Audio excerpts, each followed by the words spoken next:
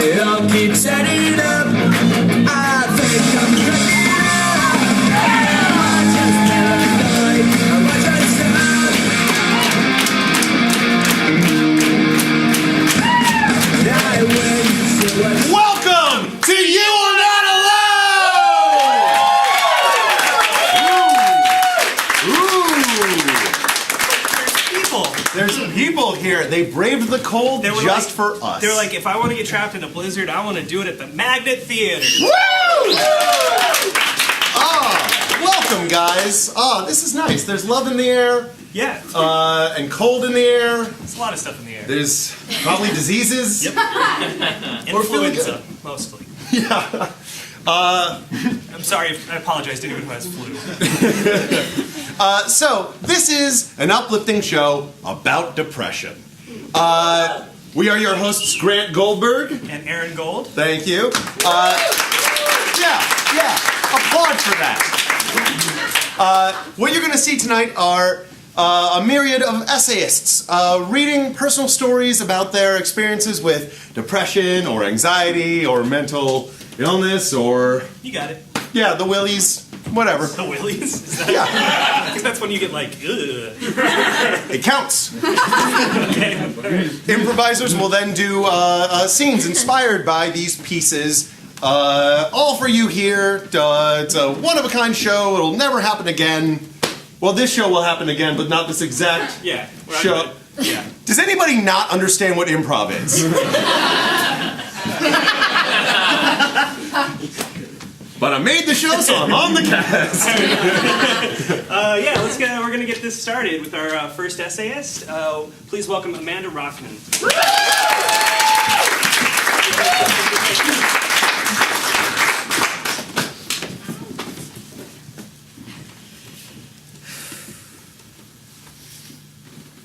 The Great Silence. My Great Silence started August 7th, 2010. I had just turned 20 the day before. That morning I made the perfect bowl of cereal. Granola with Honey Nut Cheerios, peaches, and cut up strawberries, almond milk. Normally I would eat it outside on the deck and look at the tall locust trees I miss so much when I'm back in the city for school. But parents asked us to sit down in the kitchen. So I brought my perfect bowl, filled to the brim, carefully to the table. Mom sat on one side of me and Dad sat on the other. Mom brought a tissue box. Daniel, my 17-year-old brother, didn't want to sit down.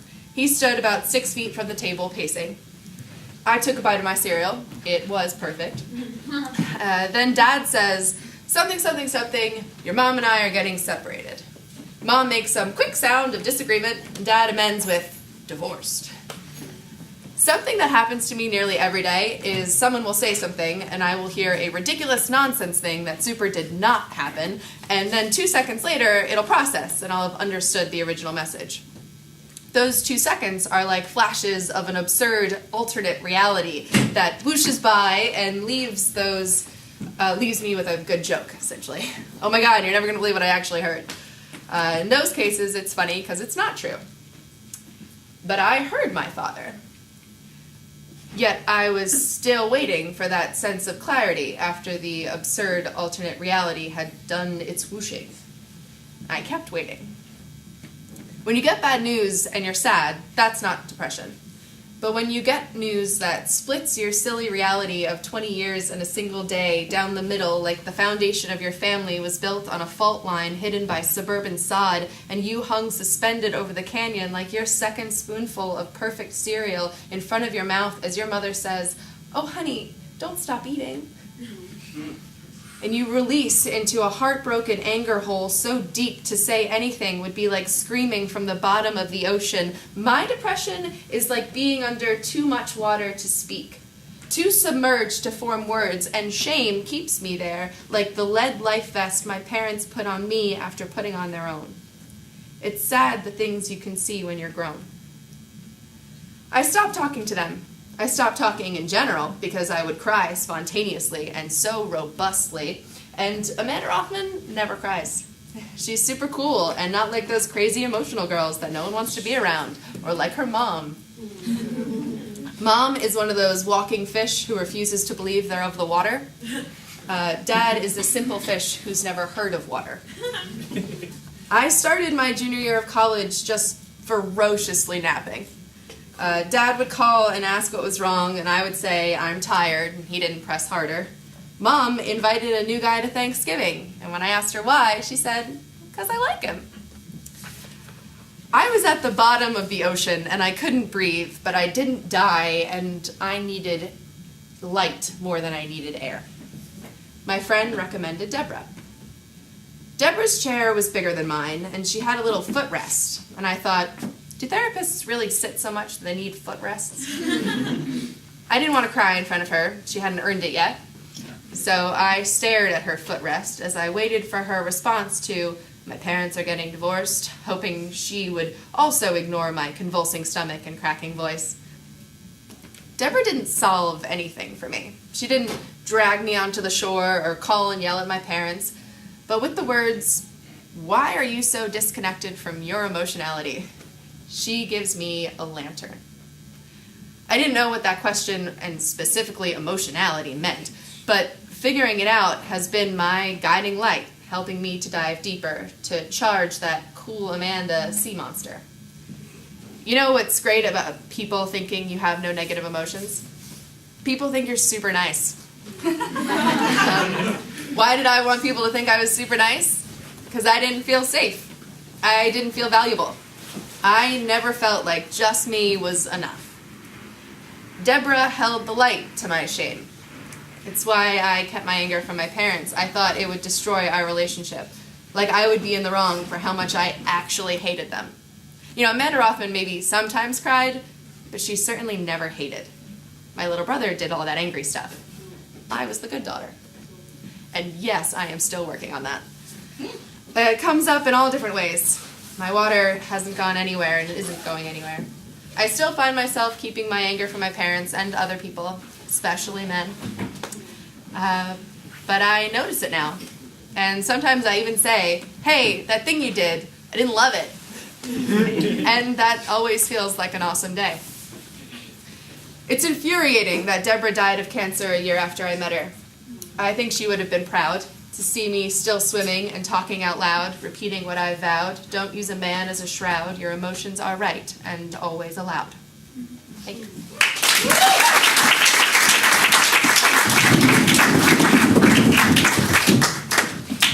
Well, let's see, a little bit about me.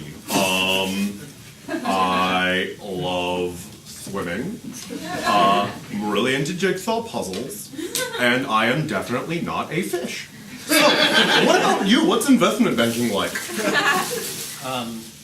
Well, it's stressful and I'm sorry, you have gills on the side of your neck? They are tattoos. Don't worry about it. You know, I'm gonna order a second drink. I typically don't drink a lot, but... Oh my god, I constantly drink water.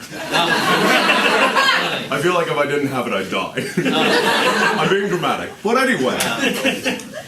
You were asking about investment banking. Yes, please, go on. Well, it's a challenging industry to be in because the market goes up, the market goes down. People store their funds in the Cayman Islands and offshore to deal with that. You know, it's like you're swimming upstream, I get it. That's definitely a way to put it. Yeah. No. Are you changing colors? Yeah. I do that in certain shades of light. It's a personal choice. I feel like. Have you ever read about body modification? No. Oh, well, good. Here's how it works. You get certain tiny little plates installed in your body. Yeah. Don't look it up. And when certain parts of light hit you, it gives different little color effects. Interesting. Yeah. Roast beef and the salmon. Thank you very much. For what? Thank you.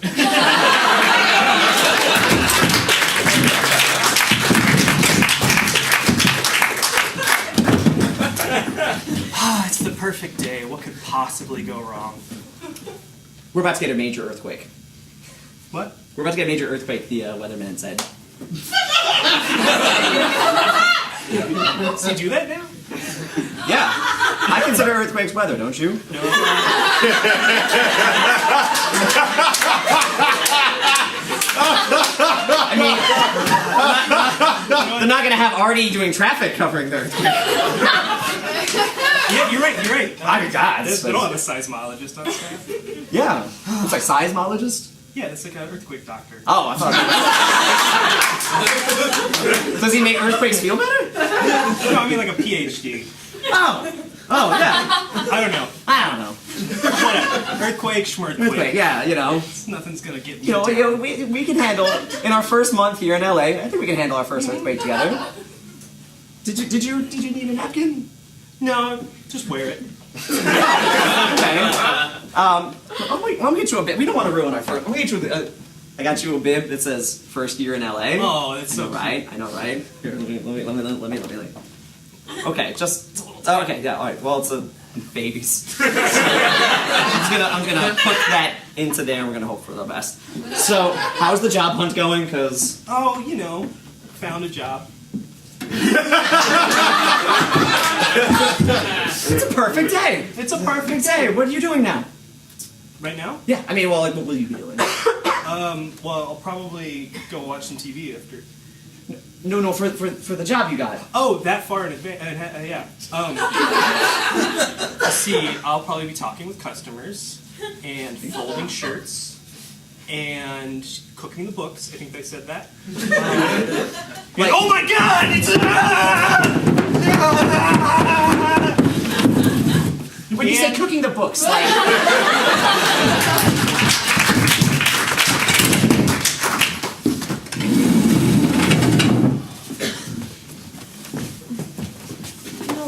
Honey, I know you said that you want to break up, but what I heard was that you want to move in with a unicorn, so I'm going to go with that. I mean, we're still in bed together, so I obviously haven't made my move yet. Look, I know. part of the problem is, you just pointed out, is that you don't really hear me. I feel like you just hear what you want to hear.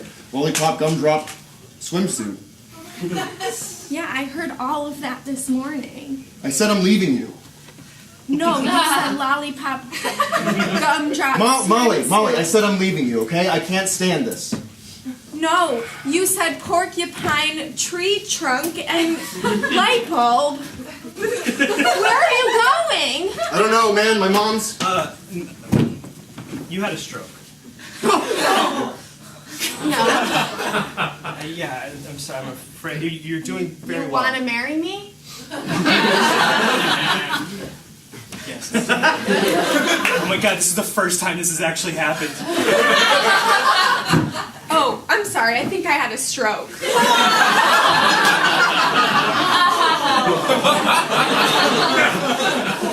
Well, there's always a cancer patient.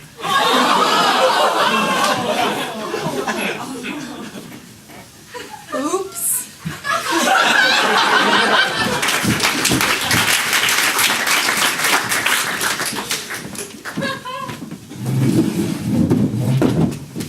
I am not going to cry. Really? That's so right. I'd never cry. And Right. today is no different. Great, so we're gonna start going through all these Holocaust files, right? You gotta categorize them. I just really thought this job was going to be different when I signed up for it. I mean, back then we were working on genocide, but now we've expanded our doors. We're out of Rwanda. Isn't the Holocaust considered genocide? Well, but we don't call it genocide. We Yeah, call it we the don't. Holocaust. It's got its own special Yeah, thing. we don't. Yeah, it's like a different kind of... It's still very sad, though. Hey guys, just letting you know the Sadness Museum will be closing in like 10 minutes, so people shouldn't be all up in your stuff. Thanks, Jimmy. Yeah, no problem. Have a Alright, great guys, one. keep on smiling. We need to. All right, now do you want to start with the Jews or with the disabled people? Ladies and gentlemen, Mohik!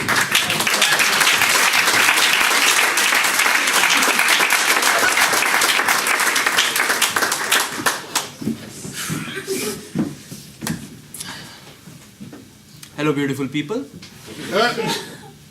I took about 6 months to write this essay because I thought my depression wasn't cool enough. So I sometimes wish I was gay because then I'll get acceptance and the pride parade. Thank you for laughing. I worked hard on the joke. Since I'm so used to not being what I am, so I kind of lead a dual life. So I'm getting so used to that now. I feel like I should turn into a supervillain, something like Harvey Dent, Two-Face, right? This, here, that, there. I wanted to be Batman, trust me, but then I'm depressed. You're so used to, since like you're a little kid, right? You're taught to be a man, be strong and everything. And depression is like for the weak people, right? Suicides and shit. So you kind of like don't tell anybody. Our happy person here, extrovert, hilarious motherfucker. Here you are like, oh my god, life is shit, I want to die.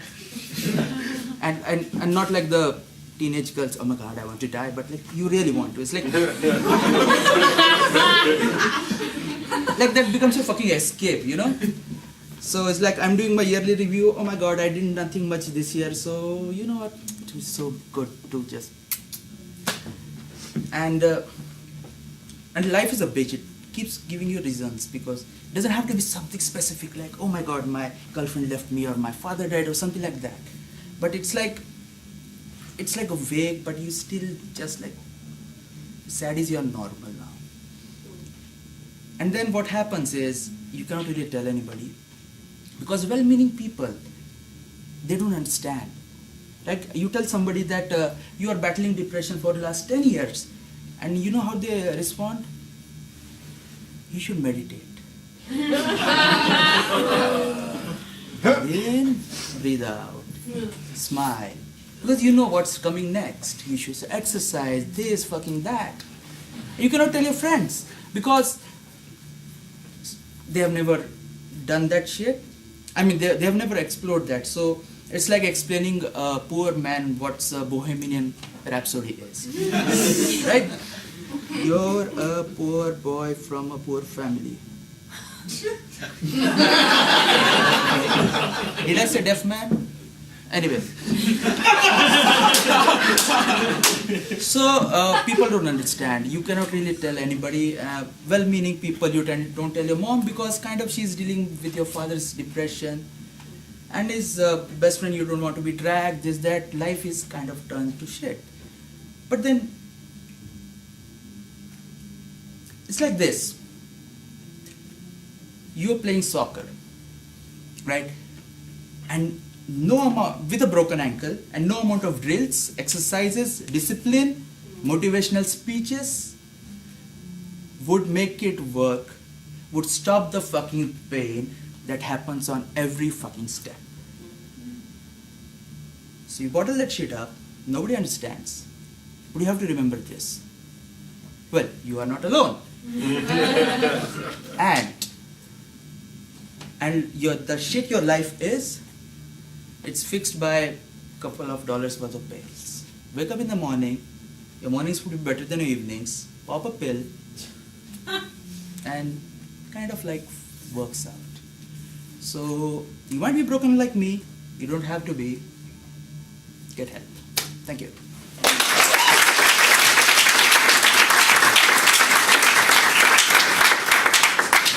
Doctors, get in here. So as you know, we've been working on how to make me more prevalent in the media. And I was thinking, what better than a cool disease?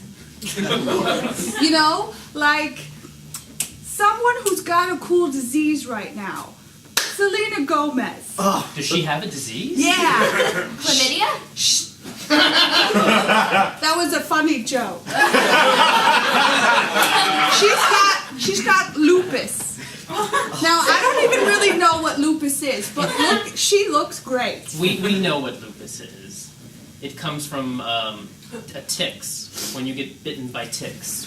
Oh, Oh, Lupus. Yes, they crawl into your skin and they grow in there. And they leave lupus behind. I thought that was Lyme's disease. Oh.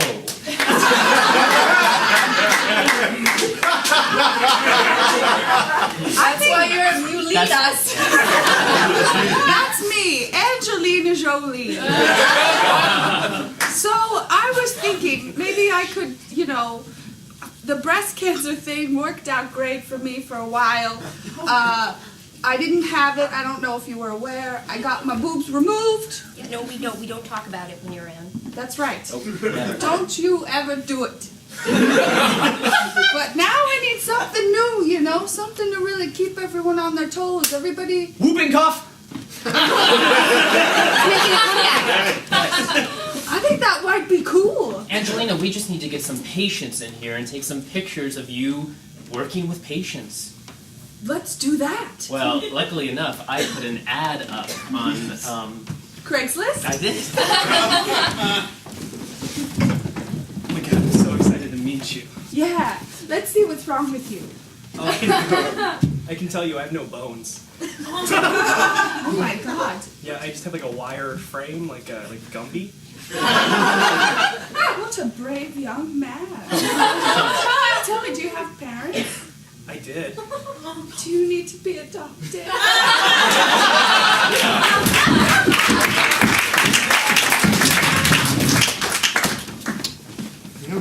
Dale, sometimes I wish I were black, It's like Black History Month. Yeah. BET Awards. They got it all. I'm just saying it like it is, man. No one really says this Don't stuff. say it so loud. We're the only people in here, though. I know. I trust you, Hey, no, fine. And it's a bus stop. Anybody can walk in. So I'm saying, I understand. And hey, sometimes I reciprocate. I'm just saying when you say it so loudly, but I'm speaking my mind, it can be man. offensive. Hey, class, the trip to the Insensitivity Museum will be leaving shortly. So excited, I'm so pumped. Been waiting for this all month. You got your lunches? Good. All right. Yeah. I don't think he needs to go.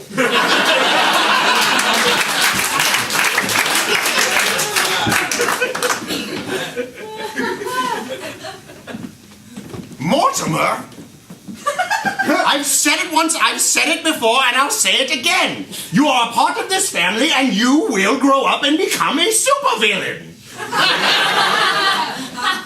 But I dream of charity and doing. The dramatics again. No! There's art in villainy. There's art in philanthropy. Many of the same letters inhabit that word. Name all of them right now. In art or philanthropy? Go. Art, A-R-T. Boom. Philanthropy, P-H-I-L. I stopped listening. Fine. You always stop listening, Papa. Your head is full of dreams.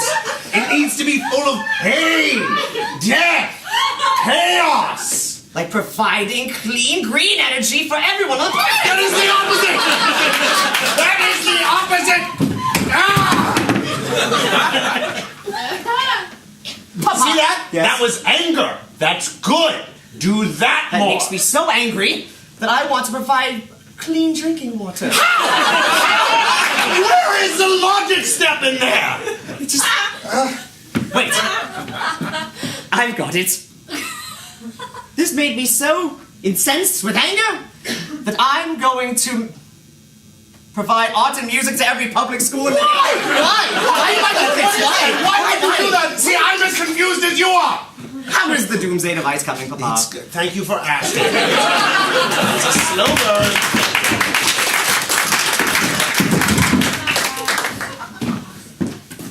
So, well, thanks for having me in here to talk about jobs. We are all happy to interview you. Well, I think you see on my resume I have like a lot of experience with fishing. Repeat that word? Fishing? Fifthing. Fishing. Fisherman. Fishing, okay. Ooh. Yeah, I'm like really good at fishing because you know, really like think like a fish. You know, like First of all, I doubt that. But what makes you think you can think like a fish? What makes you think that you could get in their skin and walk around? Well, I haven't never prepared myself for that question. Basically, I know that they like swimming, and I like swimming. Racist? Hey, just because I like swimming too don't mean I'm racist. I also, well, I don't know a whole lot about fish, I guess. Neither do I. It's a totally innocuous thing. No, I thought I'd be like really good at fishing. So you should hire me for Gorman's fisherman. I regret taking this position.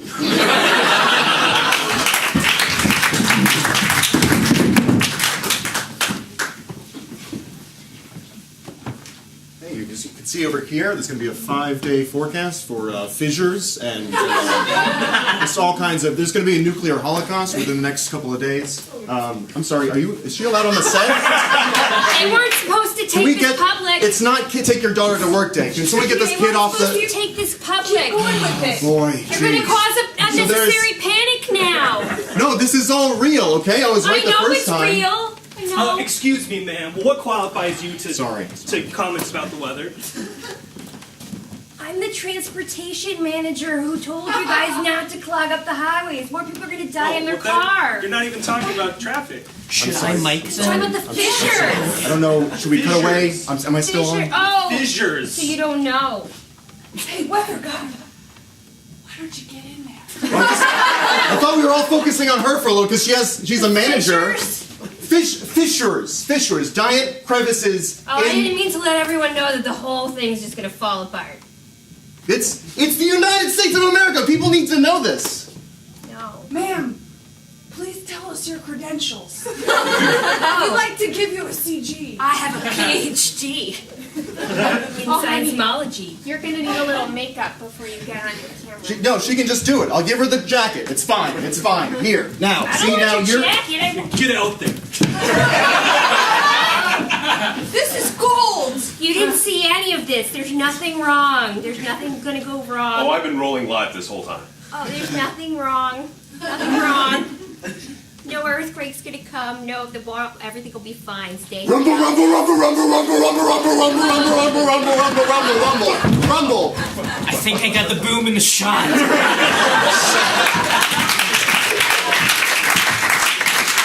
Ginny and Hoshberg.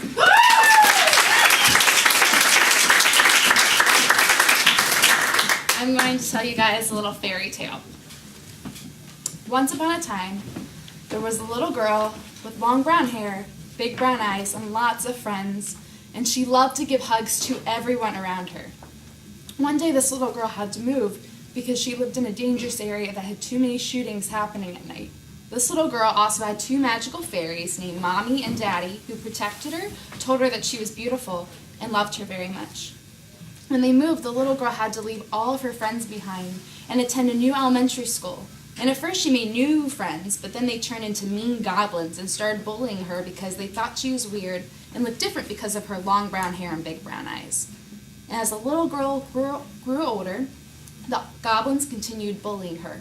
Her magical fairy mommy used a magic spell to protect her, which would put her in a different middle school than where all her gremlin classmates would be attending after 5th grade, which was called Baltimore Hebrew Day School.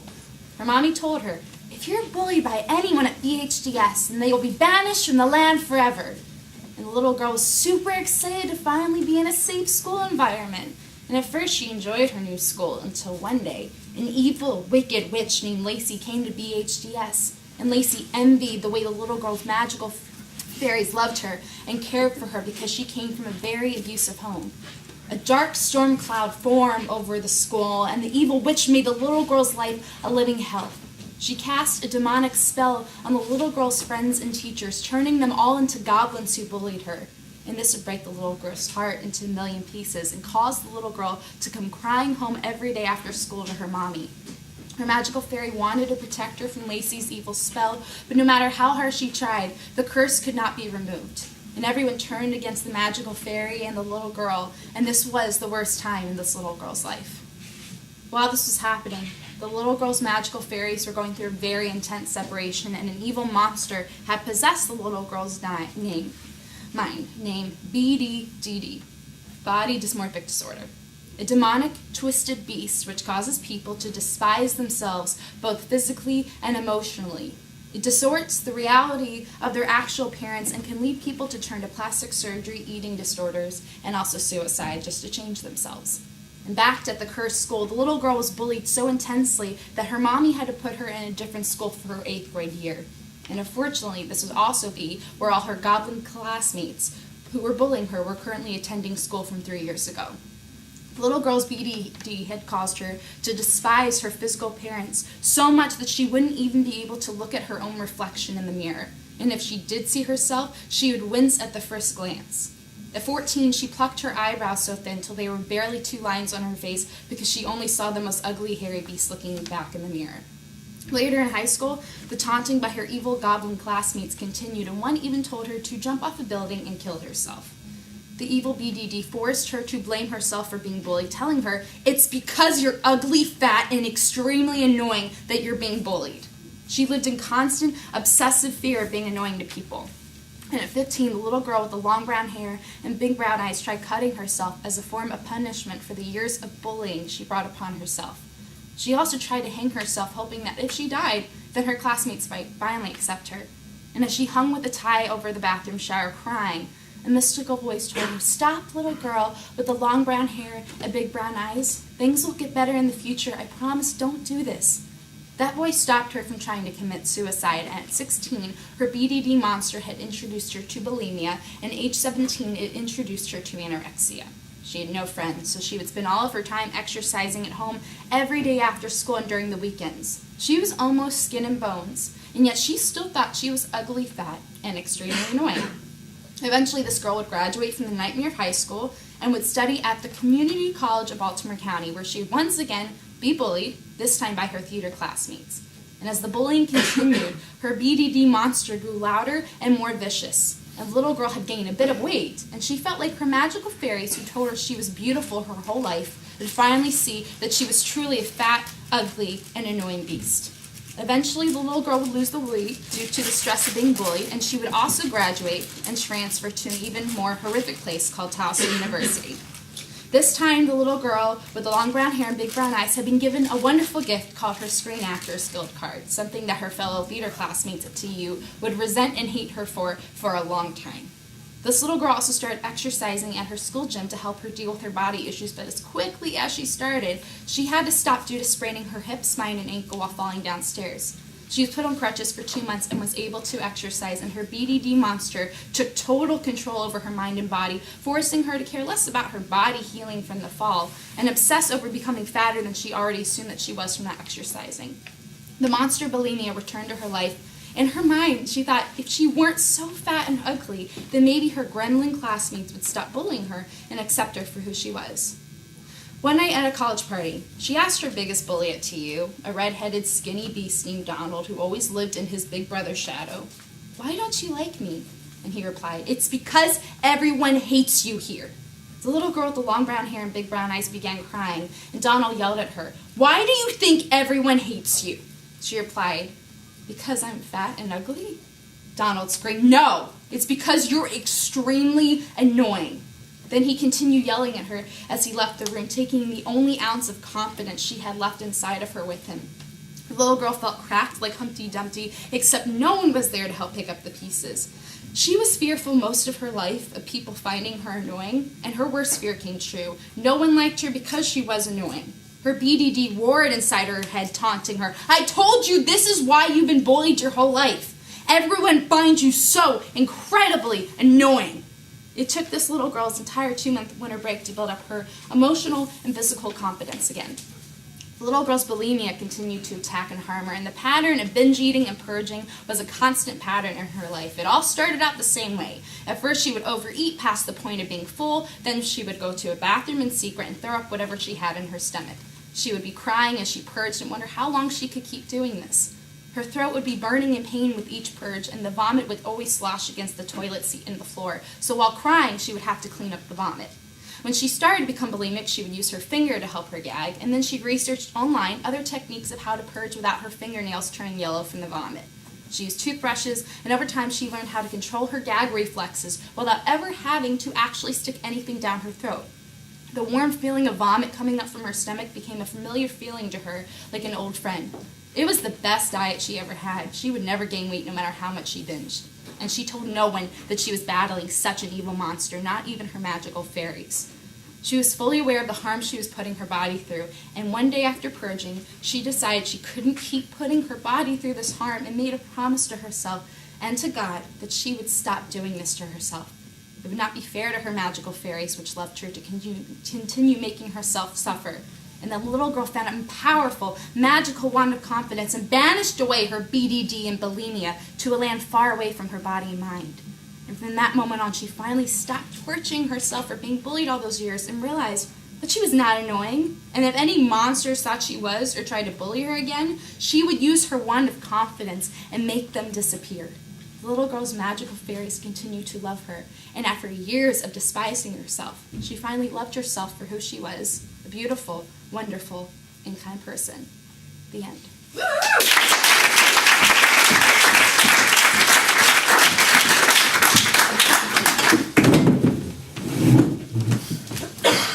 You know how, like, when we first met, you kidnapped me and you're like a big, ugly beast? Guilty.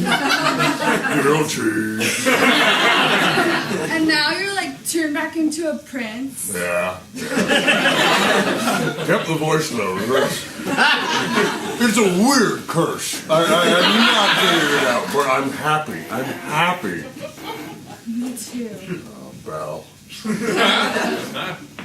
It's just interesting because you were a beast for so long, and like now that you're a human, like it's weird. Like we're good, or Well, like I always thought I'd rather you be a human, you know? Well, like I fell in love with you when you were a big hairy beast. yeah. Alright, look. I need you to kill my ex-girlfriend's boyfriend, alright? But of Here- course. It's Angelina Jolie, her boyfriend's a beast. Here's my check for Easter seals, okay? All right. Shouldn't be too hard. Got my trusty crossbow. Awesome. Yeah. Because Brad Pitt's not going to be overtaken by no beast man. Nah, no sir. No way! Not the No guy way! in World War Z. Not you. That's right. That's right. You saw World War Z? Well, no. I look in the mirror and I see a face not unlike Steve Buscemi's, but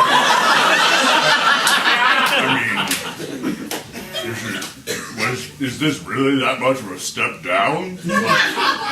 It's not even so much like your face. You rolled your eyes when you said that. Keep going. That's though, one of I'm those things I have wrong with me. I roll my eyes a lot and I can't control it. But anyways, it's like how I used to be covered in hair and like now you're all just like skin. Yeah, and I'm gangly. Yeah. Sorry, I've stayed quiet long enough. Can you get the fuck off me, please? Your ass is huge. Can you I hate please? that your furniture still talks. I'm sorry.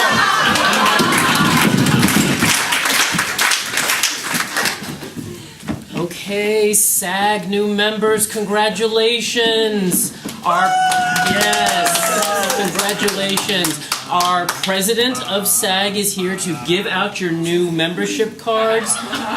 Please welcome to the stage the president of the Screen Actors Guild, Mr. Aaron Gold.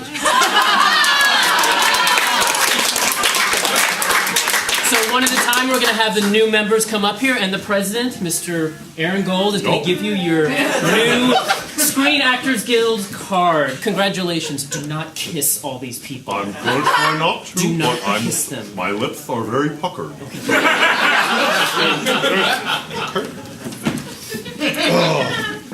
As I announce your names, know that you are all phenomenal actors. You can pass as anything, be it warriors, soldiers, human. I don't know why I said that last one. Anyway, first up, Jessica Chastain. Here's your card.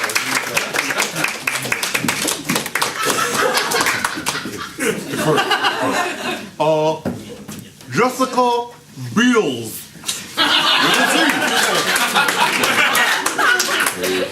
We're just going to go through the Jessicas first. Okay. Jessica Jones.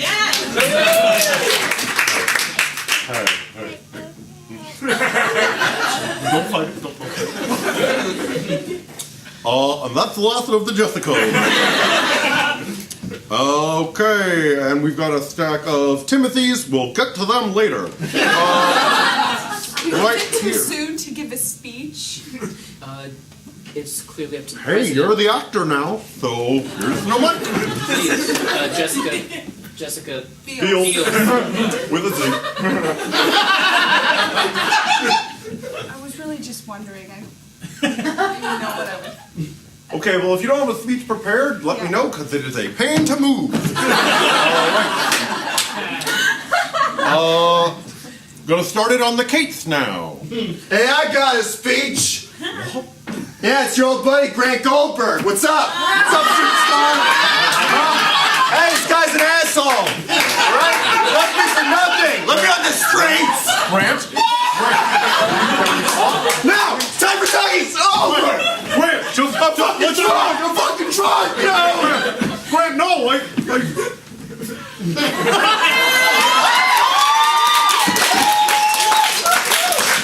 Oh, you're so puckered. Let's be honest, that was a long time coming. Can't believe we avoided it for that long. Yeah. Feels good, though. I guess.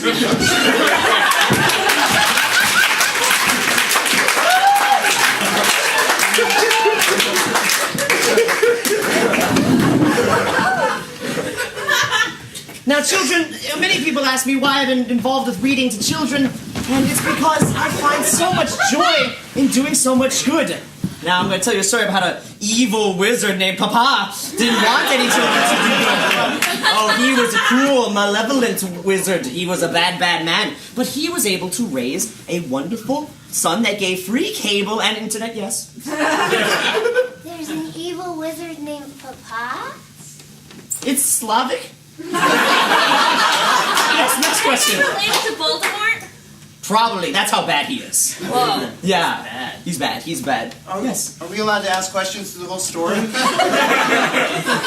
Yes, we shall spitball this. Go on. What happened next? What happened next? I will tell you. You look familiar. I am a normal child. Please continue your story. Yes, I think I shall. So, yes. Why did the weird one appear when you said Papa before? I have always been here. Please pay no attention to the fact that my body looks like that of an older man, except hit with a shrink ray. Ignore it. Yes, continue your dumb story. Excuse me. You know, my Papa wants me to do stuff that I don't want to do. Oh. Not like that! Say anything. I thought My Papa wants me to study business. And I want to study theater. My papa wants me to open my mouth and take some floss and floss my teeth. Well, children, let me be the one to tell you. I'll take this one. Kids, fellow kids, I mean. You know, sometimes adults. That's Papa's cologne. Why are you wearing cologne, child? I am advanced for my age, and I like smelling things. Does your papa want you to wear cologne? My papa was a bad man. My papa would put me in a cellar and throw ice at me. Melchior, you're going to business school! But papa, I want to be a villain. No! Business, it's the same thing!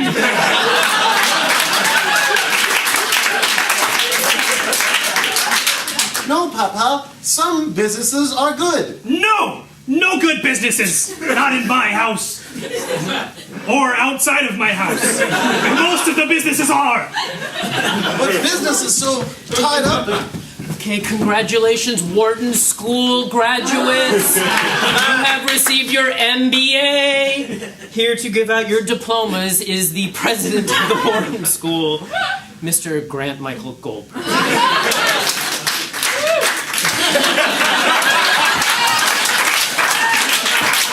Why was I looking at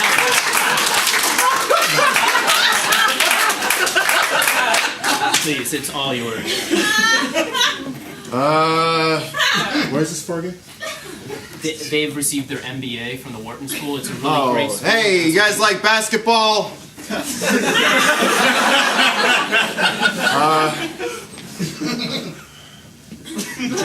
Just say the name. That's all. What happened to the real person we were supposed to get? You know, Jessica Chastain. She's like all busy with her movies. She graduated from the Wharton School. Who the fuck is Grant Michael Goldberg? He's the president of the Wharton School. Oh, he looks homeless. We've told him to get a haircut. Well, as the head of public relations, we probably shouldn't have him up there again. Well, who are we gonna have up there? Angelina Jolie? Well, maybe just aim a little bit lower. Selena Gomez. All right. All right. Great. Can't wait to see it. Yeah. When I was diagnosed with lupus...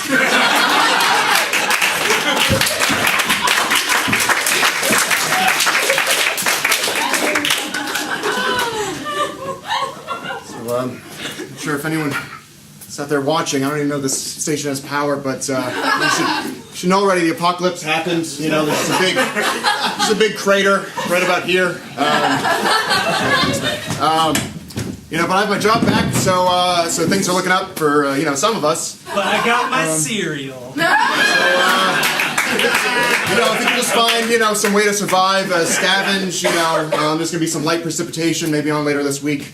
So, bring your umbrellas, if not, disintegrated into ash piles. Hug your parents, tell them that you love them. My parents are dead. Oh, boy. I'm not sure if I can do this anymore. Really, there's literally no point. I don't think anybody's watching this. I watch. You can't hear me because you're a TV. It's really. I think it's time we close it down. People need to know the signal's still going. Should I mic him? Yeah, Mike everybody. Can we get that kid back? I think she did a better job, honestly. Is she still alive? There's Do we have very tabs on high her? probability that she is dead. Oh, what's that whimpering? Ooh, this is getting interesting. Let's here. Let me check in this closet. Is there anybody in there? Oh my God, she's a part of the wall. no! Oh, sorry. Oh, you were there all the whole time. You just blended in with the wall. Did you tie her up? No, I'm the one who wants her back. Why would I? Oh yeah. Yeah. Because you want to be there during the high people watching stage. The high people? Before everyone died. Tied me up. You know how some people tie people up and then discover them so they can be some kind of hero? No. That's right. You wouldn't know about that, would you? look. Honey, the news is getting we great. don't have a lot to live for. You know what I mean? We gotta stand together. Look, she's stepping up to the plate. She can do it. Just gonna try and get some water out of the water cooler. Thirst. I told you everything. She looks like she's about to die. We're all about to die. It's the fucking apocalypse, okay? Yeah, but we're not murdering each other. She's still alive. I don't know why this is on me. Phil believes me, right? Phil, the boom guy? Hey, Boom Guy's on TV. Boom Guy.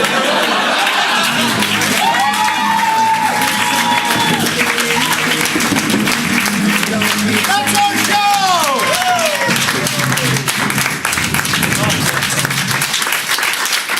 What do you think of that one? I was a fan. Covered a lot of ground. I enjoyed it. Went to the apocalypse. Really liked that extra tall Grant Goldberg character. He's a larger-than-life character. He is. Does look homeless, though. Thank you guys for coming out. We have been... Fred Erford. Molly Kiernan. Katie Mordhorst. Aiden McCarty. Michael Serpy. Stacey Dunn. Melissa Ragsdale. Also want to thank our essayists, Jenny Ann Hochberg, Amanda Roth, and Mosey.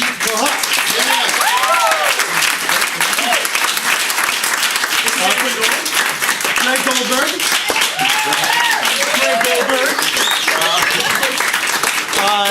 You guys are at the Magnet Theater. We offer classes and shows. They offer classes and shows. I don't work, Mom. 7 days a week. MagnetTheater.com. We'd like to thank Veronica on tech. And Abby on house. We'll probably be back next month. Yeah, hopefully. Unless we all die in the snowstorm. Whoa. So before we let you go, that's what you ooh at? Tough audience. Holocaust, whatever. But if we die, then who will they laugh at? Yeah, I'm done with this bit. One thing, if you've never been to You Are Not Alone before, what we like to do is we end each show by inviting anyone who would like to come up on stage with us for a big ol' group hug. So if you want to join us, the rest of you, get home safe. Good night.